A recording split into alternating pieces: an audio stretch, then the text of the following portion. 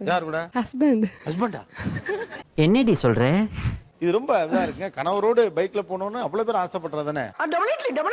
ஒரு சின்ன வார்த்தை ஒண்ணு சொல்லிட்டாரு. என்ன சொல்லிட்டாரு? அது கோவமா சொன்னாரு சார் அவரு. அந்த வேர்டை நான் இங்க சொல்ல விரும்பல. என்ன வார்க்கும்? எனக்கு என்னடா தெரியும்? எங்க அம்மா வீட்டுக்குலாம் கிளம்புனா மட்டும் தான் நீ இப்படி பண்ற, அங்கெல்லாம் போனா டக்குன்னு வந்துடுறல, இனிமே எப்படி வரேன்னு பாக்குறேன், இனிமே கூட்டின்னு போக மாட்டேன் அப்படின்னாரு.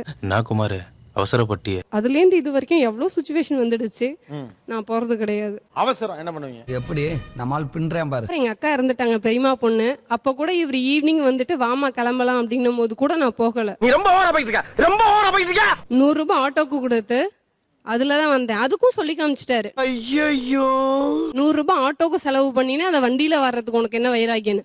அப்ப சைக்கிள் வாங்கினவதான். நீ என்ன அவ்வளோ பெரிய அப்பாட்டாக்குறா?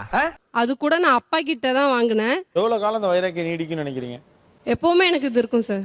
என்ன வைராக்கியம் உங்களுடையது? அவர் கூட பைக்லயே போக மாட்டேன் சார். யார் கூட?